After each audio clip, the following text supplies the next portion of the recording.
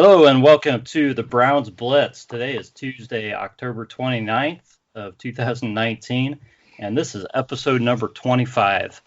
And I may sound a little bit excited, and I know that might be a little bit out of place because the Browns lost in New England this past weekend. But I am a little bit excited because we have a new format rolling out on the podcast, and we're going to unveil that today. I'm very excited to be joined by the first of three guests on the show today. And I really wanted to start having people on that might not get a chance to come on podcasts. So I really just invited folks to come on that were fans. And the first person to reply is my guest today, and that's Nick Fago. So, Nick, I'm glad to have you today. How's your day been going? It's going pretty good, Rod. I'm just hanging out right now. I got done with some schoolwork, and I'm ready to talk some Browns.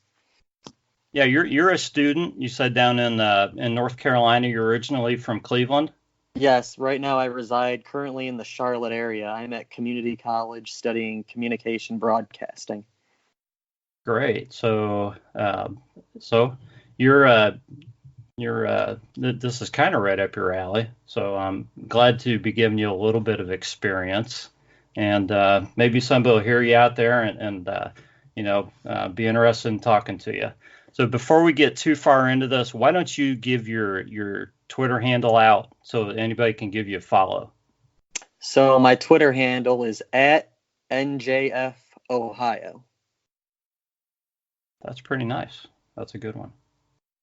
All right. Well, before we dive into the Browns, we always like to do our Blitz beverages on the Browns Blitz, and I'm going to start it off. I had one of these, and it's not the same beer, but I had a Berkshire Brewing Company beer probably about 3-4 weeks ago on the show. My sister-in-law brought back from a trip to New England, and I know I just grabbed this out of the refrigerator, and I realized it's from Massachusetts, and we just played the Pats and got beat by them. But it's a Hoosac Tunnel Amber Ale, and it's I think 6.3%, I believe. And I'm going to tell you guys, this is a good beer. It's very well balanced. It's got a great malty taste to it, but it's well balanced with the hops. And I'm just kind of getting into it now, but this is the second of these Berkshire beers I've had, and they're good. So I recommend these. I'm sure people from Massachusetts are familiar with these. I was not, but definitely very well done.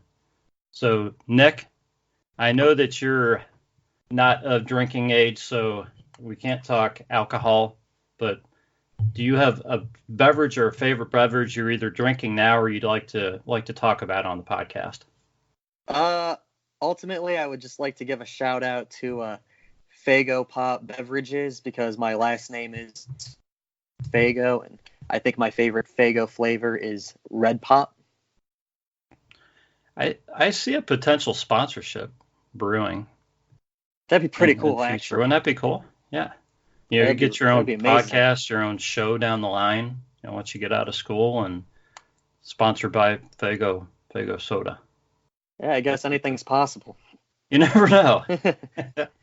Shoot for the stars, right? Right. So hey, we're gonna move on and talk about the Browns, because that's what we do here at the Browns Blitz. Let's start with the game Sunday in Foxborough. Nick, what are your takes? What'd you come away feeling following that game? So there's not very many that happened, but I do want to point out some of the positives that I saw. My first positive thought is that Baker definitely improved compared to some of his past games.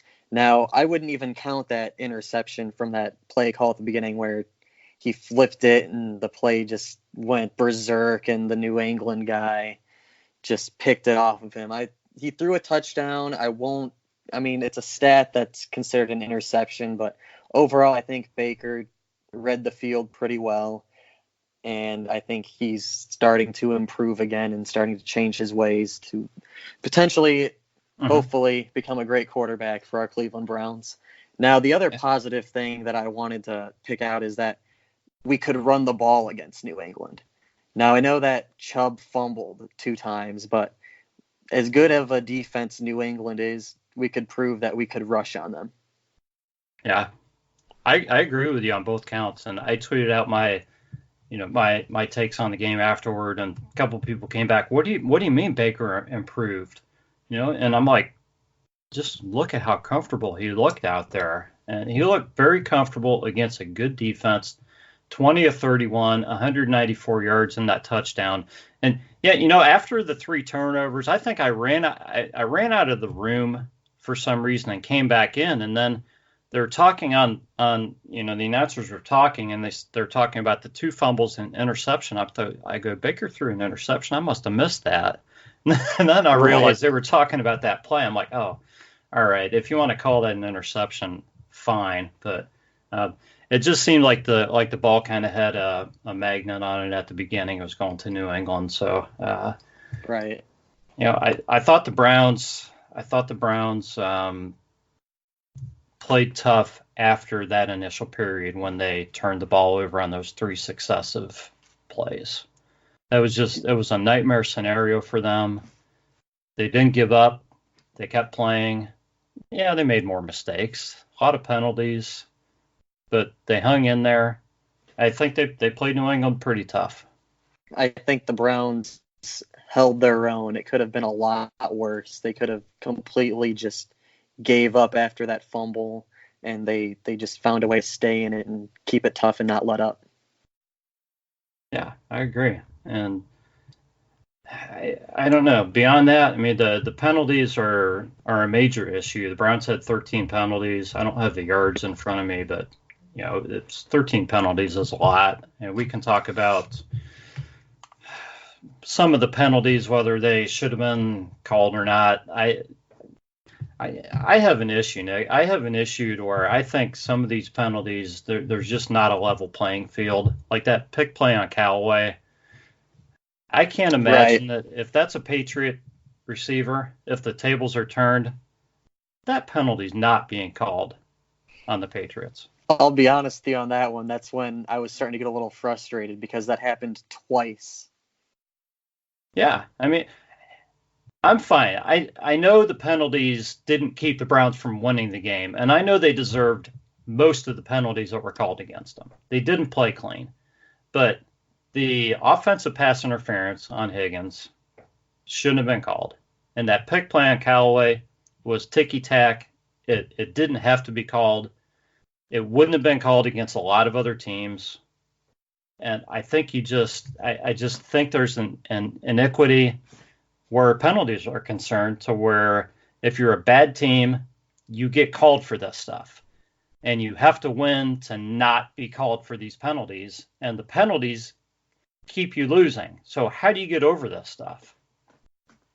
And I agree with you on that. I think that they need to get their disciplinary together. And I mean, granted, some of those penalties that were against us shouldn't have been penalties, but when you false start 7 or 8 times in a game, it doesn't help to convert on first down. And, it's kind of like, they made mistakes, but we made more mistakes.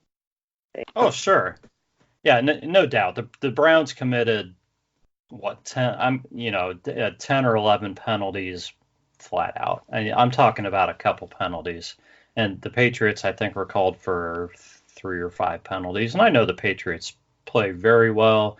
They don't make mistakes, so I don't expect them to be penalized a lot. But I think that good teams, I think the officials look the other way for good teams on occasion. And I think they call a lot of little stuff on the bad teams. So all I'm saying is, in my opinion, if they're calling this thing level, I think the Browns probably would have had 10 penalties rather than 13 called against them. Right. And maybe the Patriots have another penalty or 2 called on them. That's all. I don't think it determined the game. The Browns didn't deserve to win the game. They lost the turnover battle. They really lost the game in the first quarter. I thought they did a great job of hanging in there.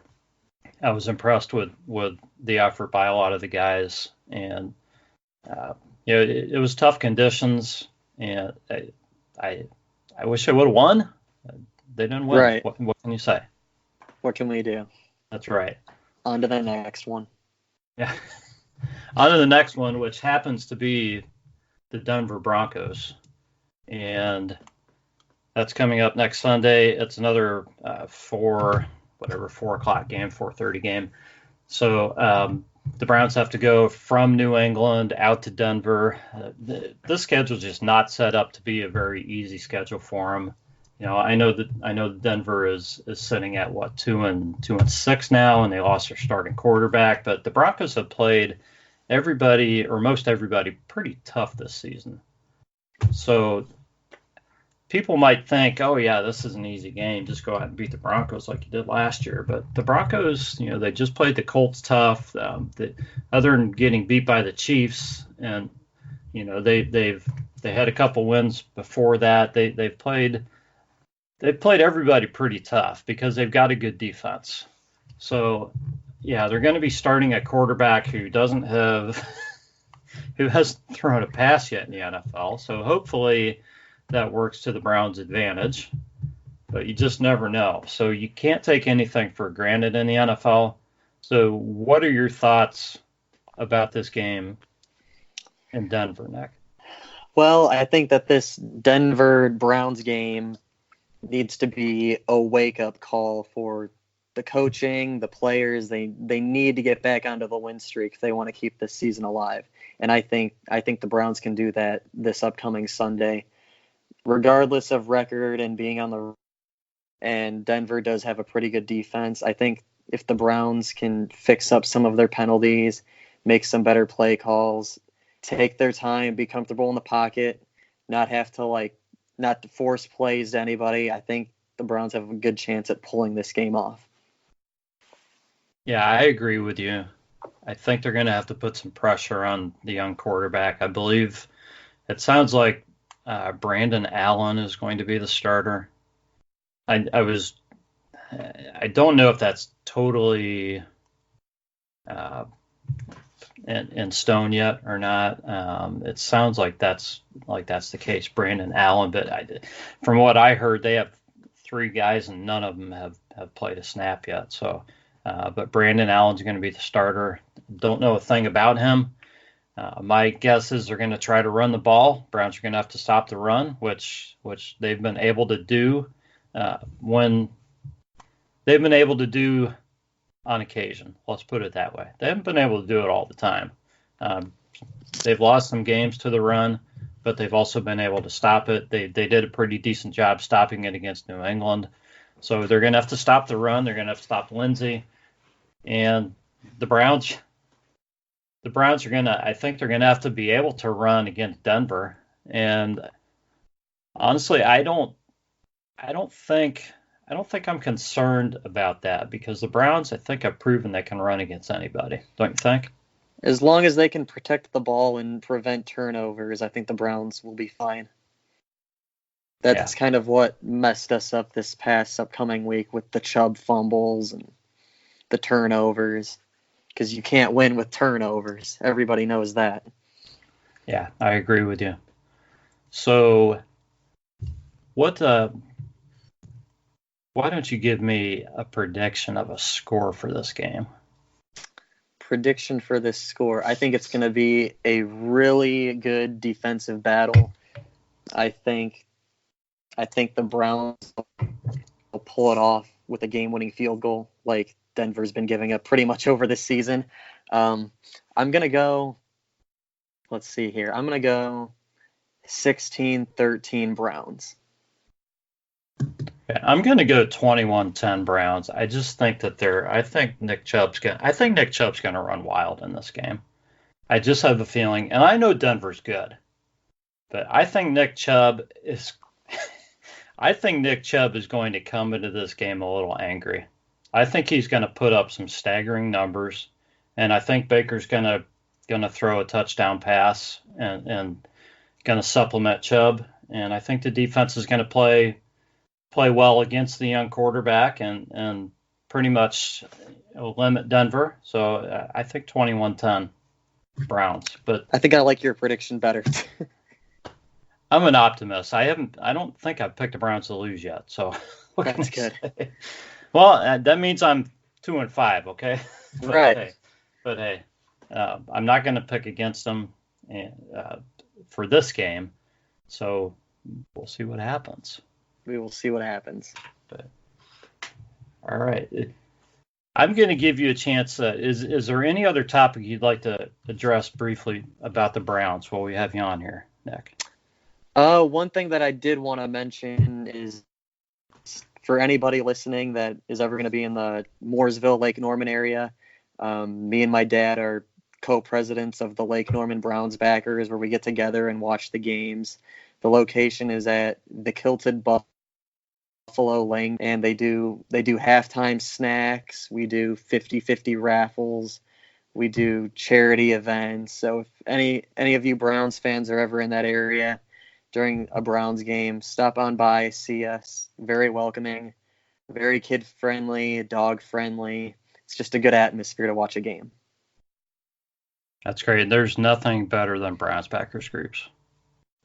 Absolutely love it. So I've talked to a lot of Browns backers groups, and just a lot of great people out there that are involved in these. So, Nick, I want to thank you for coming on. Why don't you give your Twitter account one more time for everybody? Thank you again, Rod. Yes, my Twitter handle is at NJF Ohio. All right. Thanks a lot, Nick. Thank you, Rod. I'm now very excited to introduce my brother, Jeff Bluhm. Jeff is going to be a kind of semi-regular. He's probably going to be on every other week on the podcast from here on out. And guys, with restructuring the podcast, I'm setting this up the way I want it. So I hope everybody's going to enjoy this. That's why I've had Peter come on, and that's why I'm having my brother Jeff come on. These guys know football, and I have a lot of great conversations with Jeff. I thought it'd be great to share some of these with you guys. So, Jeff, how's it going?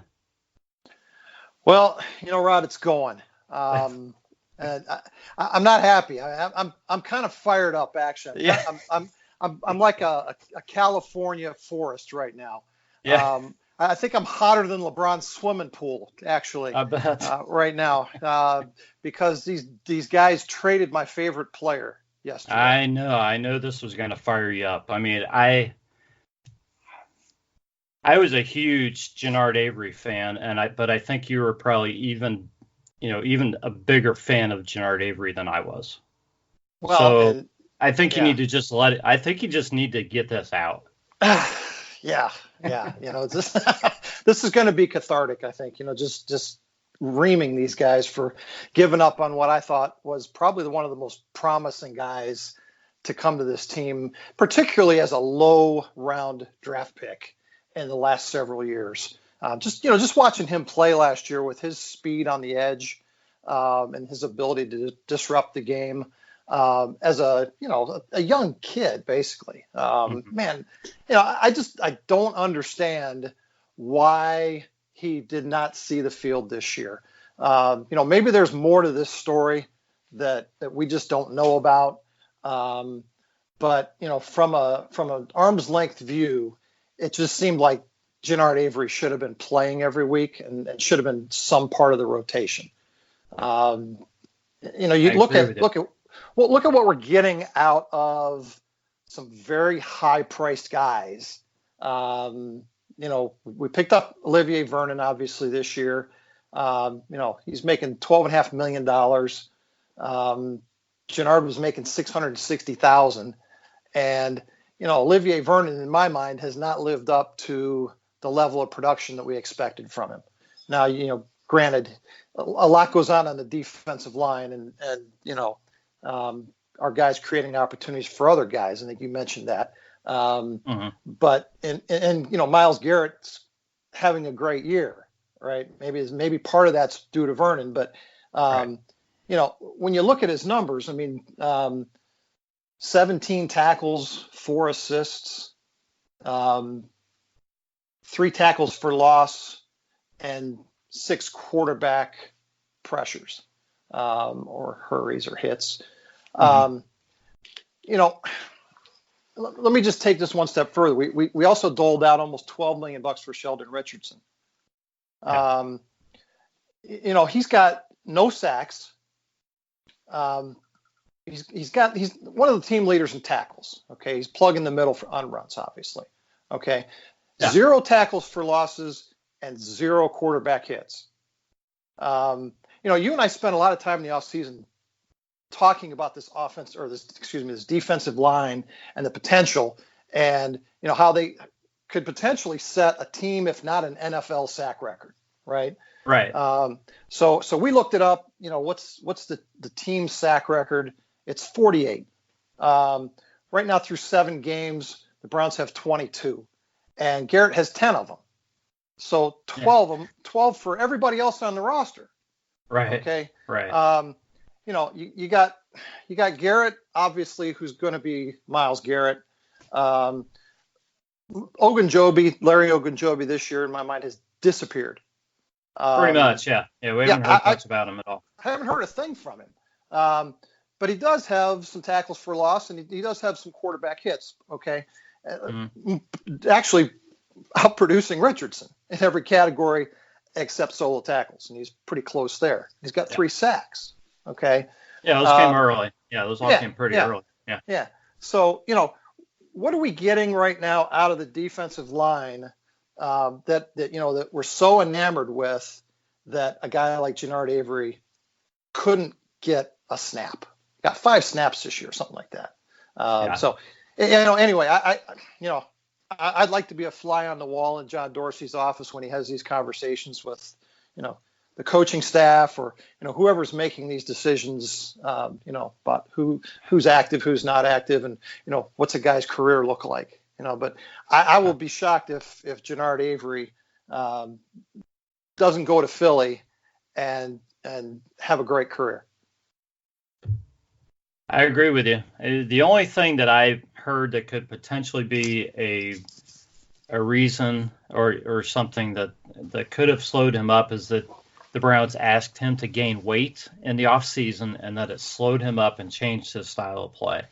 But to me, if they asked him to do this and it was an issue, I would think that could have been addressed over the prior 8 weeks. That shouldn't be something that would change things permanently. Right. I would think they could get him at the right weight to use his speed and strength. So Yeah. I don't think that's something you give up on a guy for. Right. Well, and I think this is part of what we've seen, throughout the years when you bring in a new coaching staff, is that, guys don't fit the mold that a certain, organization or a certain guy might be looking for. Maybe Steve Wilkes just preferred a different style of play or whatever. And that's kind of the fallout from drafts, year in and year out. But don't look now, but the 2018 draft is kind of starting to melt down. I was thinking that today. Yeah. Yeah. I mean, we were really psyched about the 2018 draft, and through guys getting hurt, guys getting traded, and guys just underperforming. It's starting to look, less like the bonanza color that we thought it was. Well, it's going to come down to it's still going to come down to Baker, Ward, and Chubb and how those guys do. But Right. Callaway's still a question mark, and a lot of the other guys aren't around. So I don't think we can expect a lot beyond those 3 guys. We'll have to see. But yeah, the huge haul that we think we got just doesn't seem to be there anymore. Right. And the best case scenario is that, those 3 guys are all pros, or have great careers. I think we're dancing around the fact that Baker has looked terrible this year. Ward has been hurt all year. Chubb is Chubb. I mean, he's going to do what he's going to do for the next several years, but we also know the life expectancy of a running back in the NFL. So it's very possible that you could be right, that in not too many years we could be talking about Baker being what determines the success or failure of this draft, of the 18 draft. Yeah, I agree with you. So you're going to introduce a new segment here on the Browns Blitz called Top Dog or Bonehead. So I love it. So let's get this rolling. And do you want me to introduce the first player? Yeah, I just want to preface this by saying, we don't want to attack anybody in particular here. And this doesn't have to be a player. This could be any person. It could be, coach, could be an official, could be anybody who we feel like had a huge impact on this week's game. So this would be, either a positive or negative. And I don't always want to be picking on somebody in a loss. There are certainly guys that excel in losses, and there are guys that do stupid things in wins.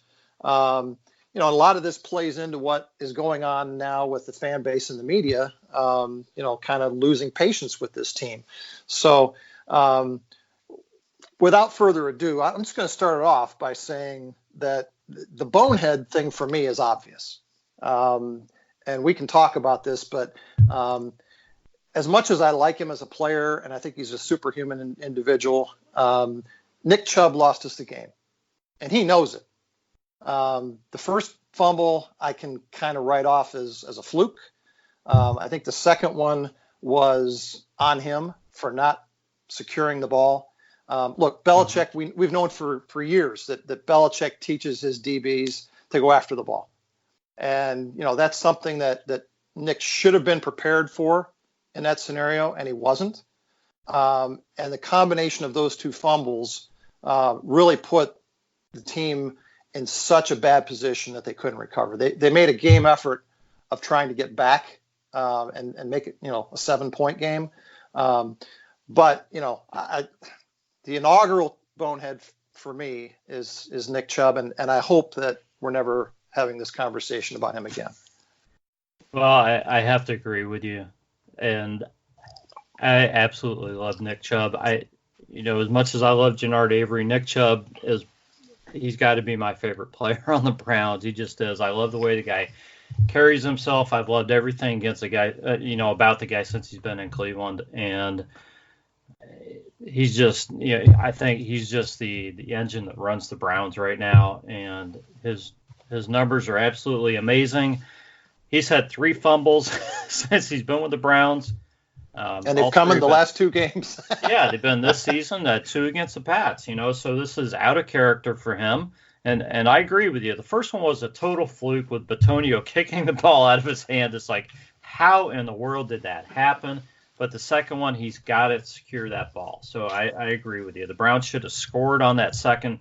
They should have been able to score after that long run, and instead it's a turnover.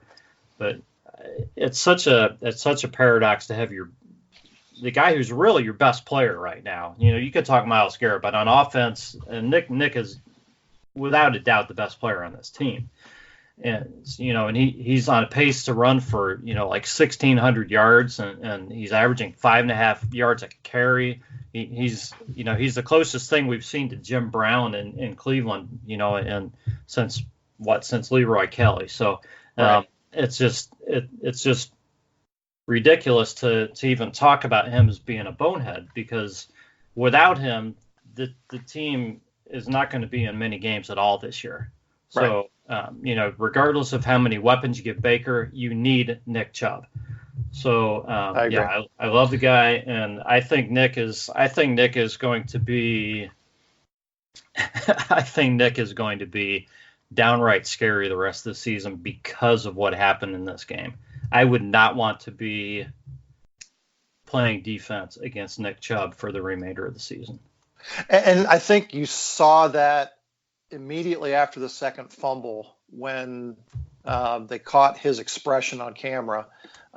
He knew what happened, and you could just see he was devastated by it. And for anybody who knows Nick Chubb, he's not giving up. No, and he answered that the rest of the game. That's right. How many yards did he rush for the rest of the game? 140 or total, and 50 of it on that play or something. So, he probably had another 80 or 90 yards the rest of the game, and then some really bruising. He ended up with 131 yards, 6.5 a pop. On 20 carries. Right. So. So I guess the point is that the good players sometimes do stupid things, and you can be a bonehead and still be a contributing member of the team. And that's what I think the fans have to get past, is just because somebody makes a mistake, somebody doesn't live up to their potential, doesn't mean we need to fire them, we don't need to trade them. Okay.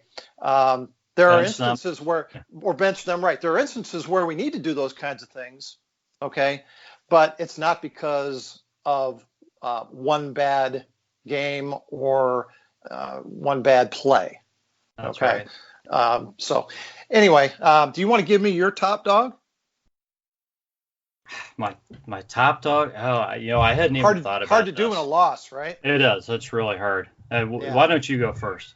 Okay, well, I've got two actually, so you can have one of them. Okay. I'm going to say that my top dog for this game and really for the season to this point is the Scottish Hammer. Jamie Gillan has come in as a rookie, really unknown, displaced a veteran punter, and now he's third in the league in net average, and he's second in punts inside the 20. And not only that, the guy's fun to root for. I mean, my wife, your sister-in-law, is not a huge football fan, okay? Mm-hmm. But she's a Jamie Gillan fan. She loves it when this guy comes on the field. And it started with the legend of, him making tackles on special teams. But Bill Belichick said it. He's a weapon. And he continues to produce. He's had one blocked, but I think that it was kind of determined that was a coverage breakdown. Wasn't really his fault. We have to say that onside kick was the best onside kick I've ever seen in my life, too. Yeah, I've never seen it an onside kick drop kick. Like if I have, I don't remember. It was the best executed onside kick I've ever seen in my life. You can't do it any better than that. Right. And it was inches from being executed perfectly by, Yeah, he did. It was a perfect kick. Yep. So top dog for this week, Jamie Gillan.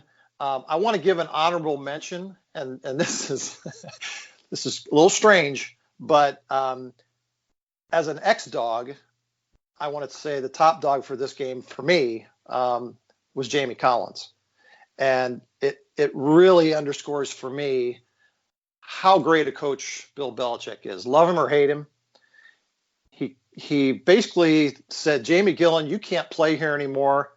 And the Browns ended up signing him. And once the Browns got tired of his nonsense, Belichick brought him back and said, Jamie Collins, here's how you're going to play. And he dominated that game.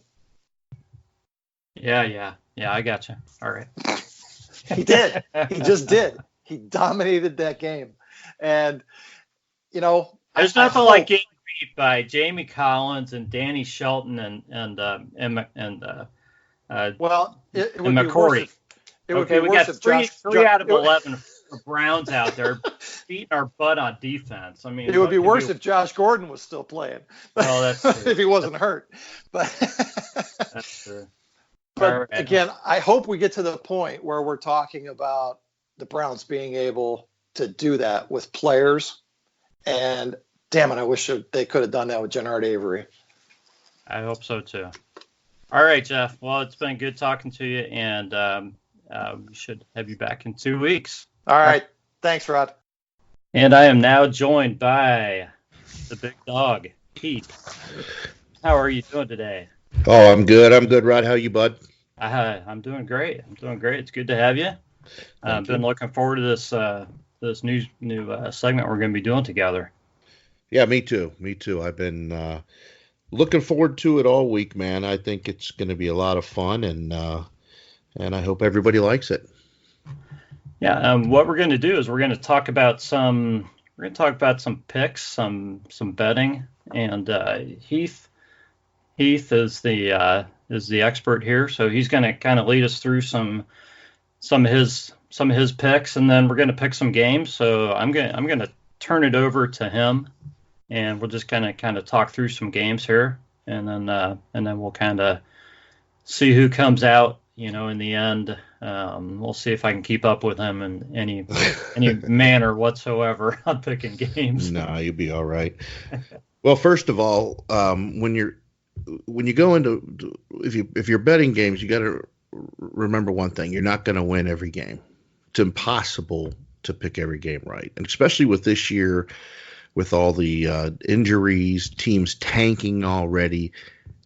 Vegas didn't get rich by not knowing what they're doing, so they know how to manipulate these spreads. And I will say out there, if you are a bettor, you want to bet early in the week. So when the spreads come out on Tuesday after Monday Night Football for all the teams, you're going to want to jump on them early before the weekend, because what happens is what they call them is the sharps. That's your the guys that love to put tons and tons of money just to move the lines.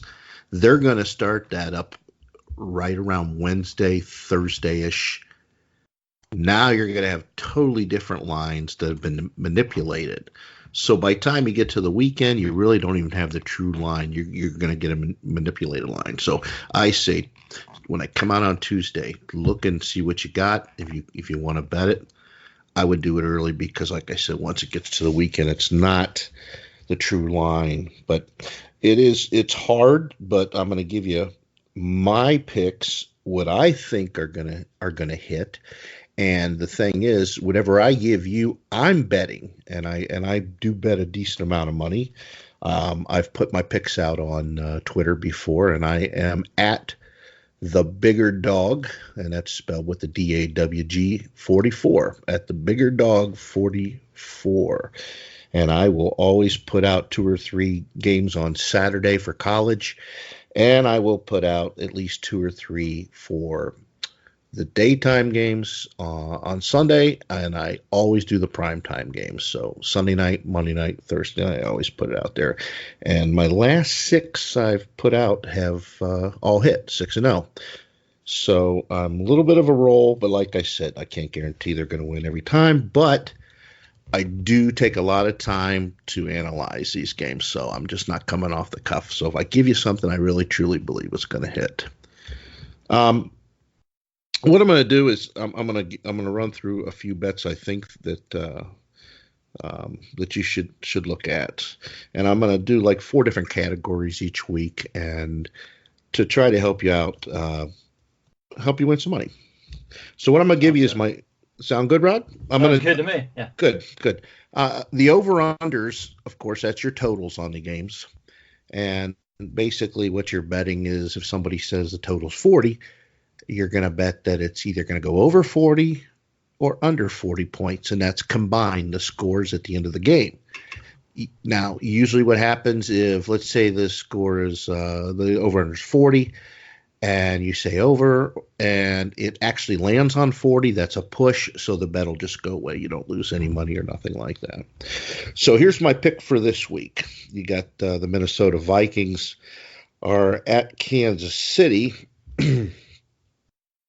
And what I look in that game, you're going to get a lot of offense. Kansas City's going to score a lot at home. I know that Mahomes could play, but I got a feeling they're going to keep him out again. But Matt Moore is a decent backup quarterback, and the Vikings will give up the passing yards and they'll give up the through the air, but they are tough against the run. So I believe Matt Moore's going to end up throwing a lot, and of course Kirk Cousins and those boys are going to score too. So the over on that is 49.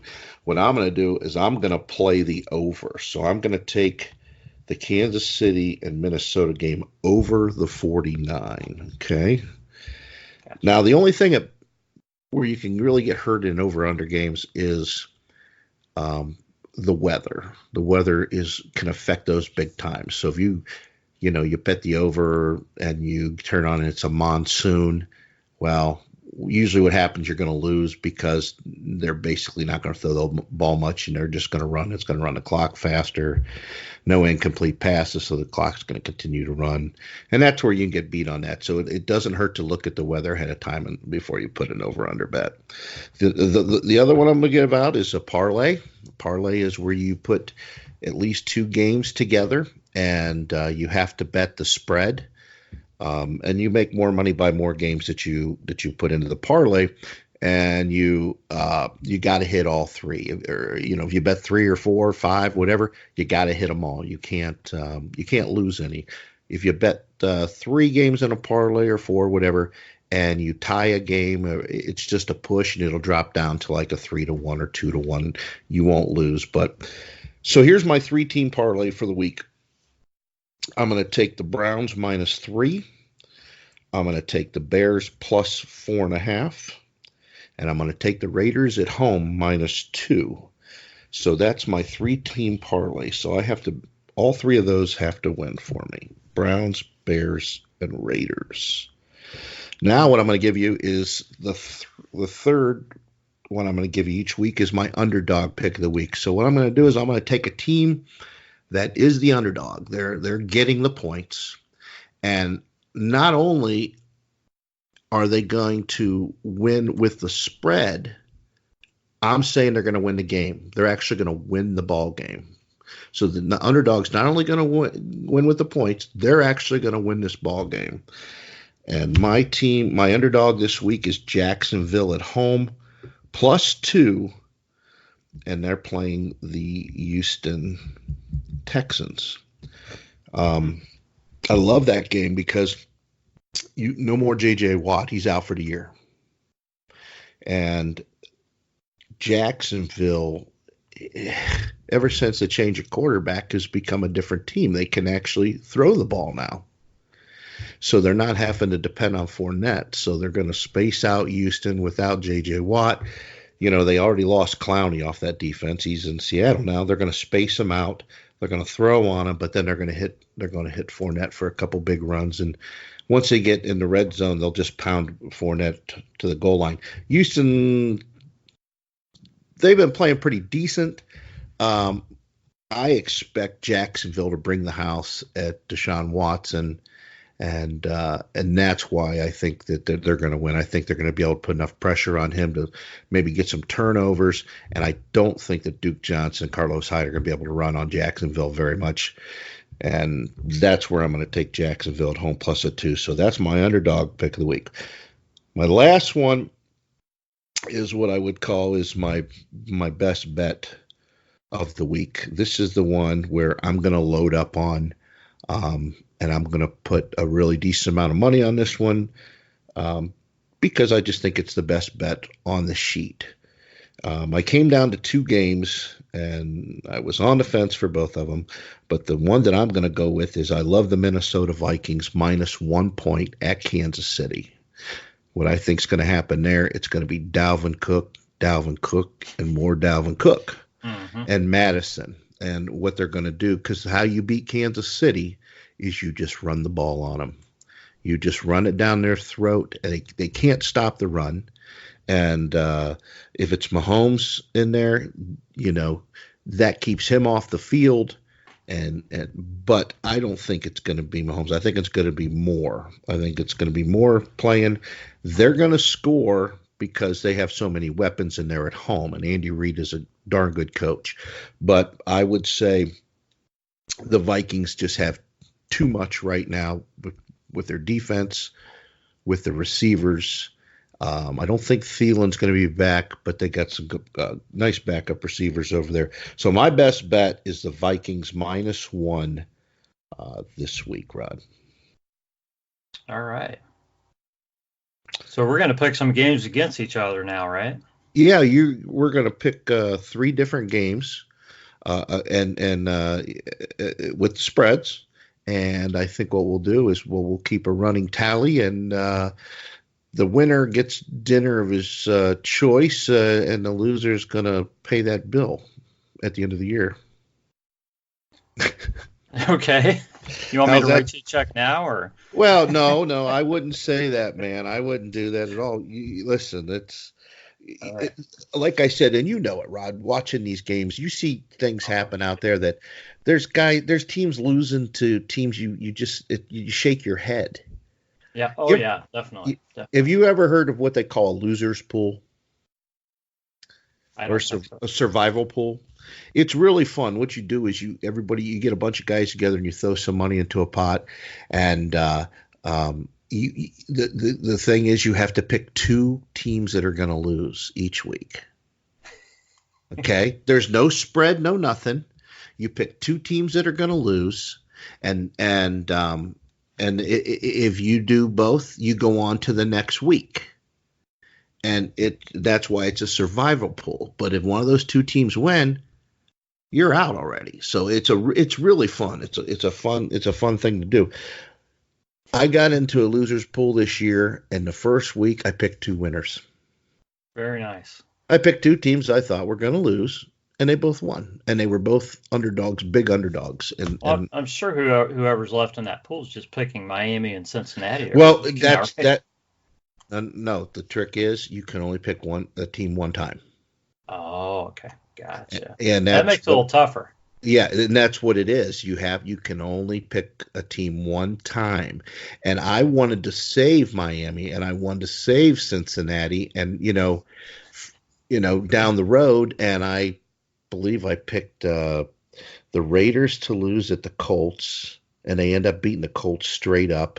Mm-hmm. And then I picked another game that was just ridiculous. And then, it was the Lions, and who did the Lions upset? It was the Kansas City game. Kansas City got upset by somebody. But the moral of the story is there was no spread. Just never know, huh? I still couldn't pick a winner. Yeah. So I couldn't pick a loser. So that's all right.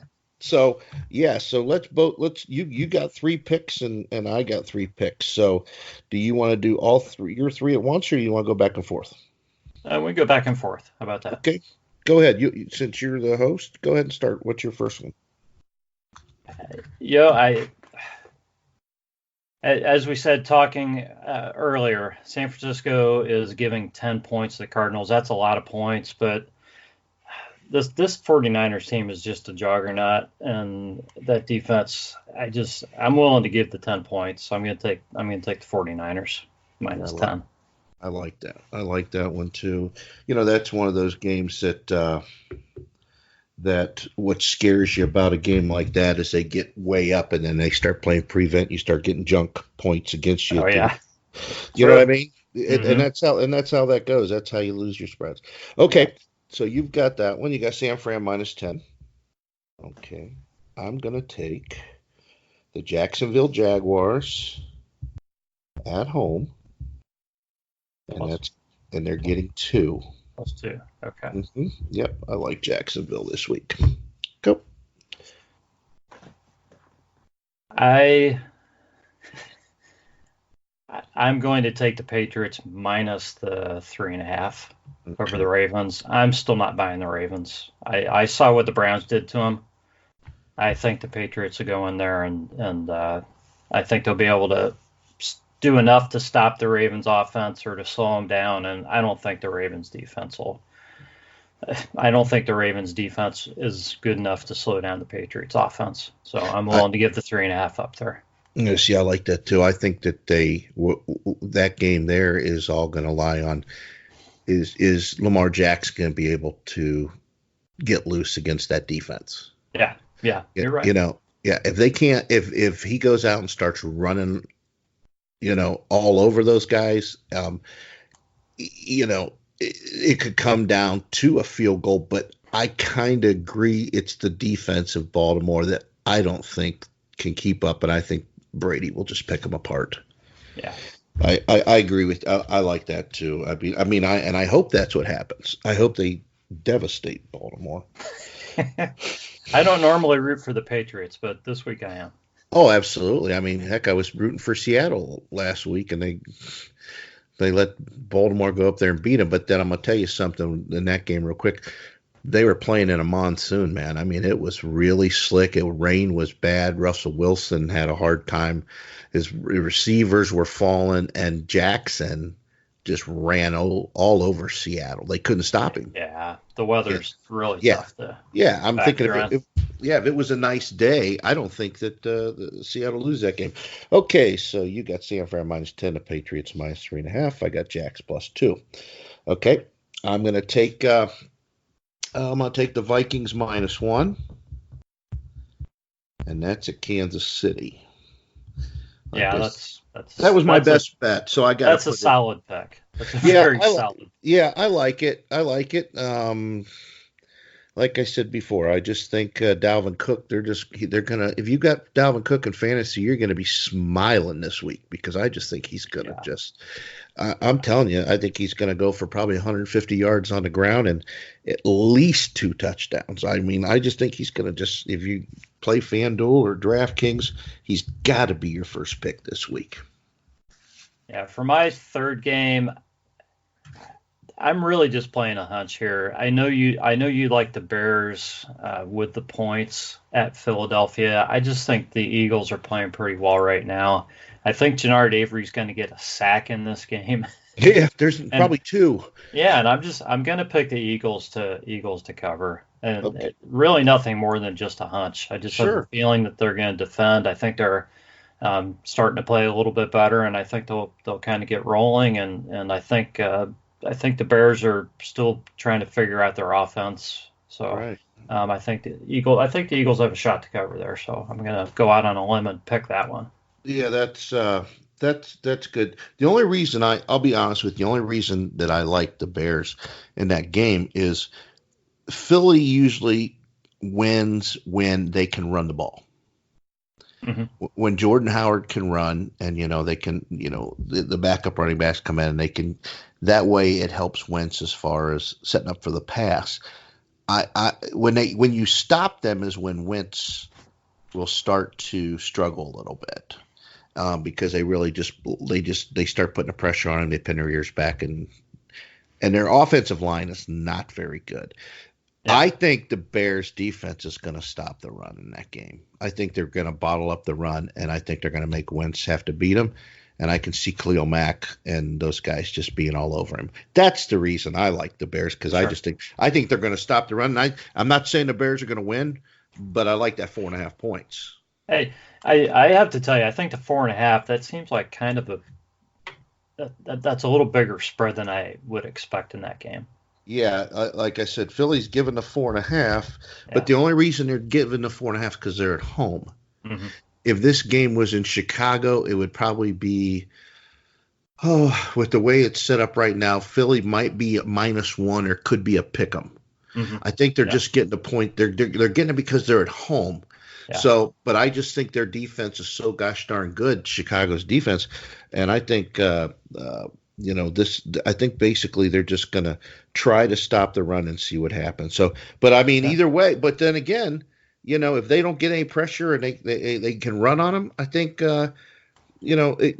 Philly could put a whooping on them like they did Buffalo. I didn't think they'd whip Buffalo, and they did, but who knows? Okay, so my last pick, and this was when I said I was toggling back and forth between 2 for the best bet, and I stuck with the Vikings. I love the Browns. The Browns are -3, and there's no Joe Flacco. You're playing a quarterback that has not thrown a pass in the NFL yet. Okay, they traded Emmanuel Sanders away already. This team stinks, and I saw a Cleveland Browns team that didn't have the talent that this team did. They walked in to Denver last year and beat them. We beat them in a primetime game. I remember the last play of the game was when Peppers sacked the quarterback to end the game. Mm-hmm. I think Cleveland's going to blow them out. I honestly do. I think they're going to blow them out. We're minus. Cleveland is giving up 3 points. I think this. I'm going to take Cleveland -3, and I'm going to say that this game is going to be somewhere around. I'm going to say it's going to be around 37-17. I think Cleveland's going to I think they're going to devastate them. I really do. I think they're going to take out all their anger, which has happened up to this point on Denver. And I think that's why it was hard for me not to take them as my best bet. But I really love the Vikings at Kansas City -1. So, but that's my 3. I'm gonna take the Browns -3, Vikings -1, Jacksonville +2, and Rod on the other side has San Fran -10, Patriots -3.5, and Philly -4.5. And we'll see what happens, bud. Nice picks. All right, that's going to wrap us up on the Browns Blitz. Thanks for joining me, Heath, and I look forward to talking to you next week. We'll see how those picks worked out for both of us, and we'll make some new picks and look at some new lines. Well, I hope we can make some people some money, and you know what? Just if you're on the fence a little bit, sit back and see how we do. And like I said, I'm at the bigger dog 44, and you'll see picks that I'll put on there for college and pro each week, and it's documented. You can go back and see. Rod knows, and I've hit my last 6 in a row, and I put them out way before the games go off, so it ain't like the last second you got to call a bet in. And you guys can follow me at CLERodB on Twitter. You can email me. Appreciate any feedback on the show at rod.bluhm, BLUHM, @gmail.com. And that's going to do it for us. Clay Matthews belongs in the Hall of Fame, and we will catch you next time.